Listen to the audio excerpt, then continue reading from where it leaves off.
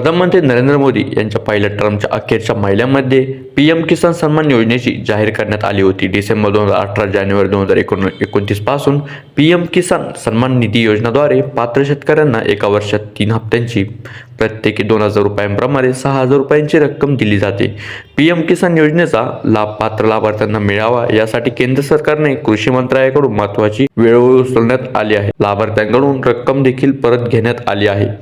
केंद्र सरकारकडून पीएम किसान सन्मान योजनेच्या नव्या शेतकऱ्यांना नोंदणीसाठी प्रयत्न केले जात आहेत। मात्र यावेळी नवीन शेतकरी नोंदणी करताना केंद्रानं फॉर्म ID नोंदवणे आवश्यक केले आहे, अशी माहिती समोर आली आहे। फॉर्म ID मुळे अर्ज सादर करण्यासाठी शेतकऱ्यांच्या नावावर शेतजमीन असल्याची खात्री होते। त्यामुळे पीएम किसान सन्मान निधी योजनेला पडताळणी प्रक्रिया देखील सोपी जात असते। पीएम किसान सन्मान निधी योजनेत आतापर्यंत 18 हप्त्यांमध्ये 3.46 लाख कोटी रुपयांची रक्कम शेतकऱ्यांच्या खात्यावर वर्ग करण्यात आली आहे।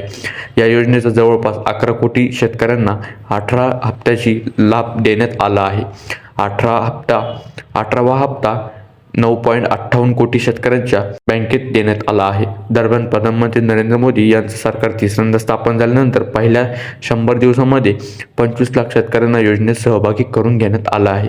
या योजनेच्या लाभार्थ्यांना आता 19वा हप्ता प्रतीक्षा करावी लागणार आहे। ह्या हप्त्याची आपण देखील पुढच्या व्हिडिओमध्ये सांगणार आहोत।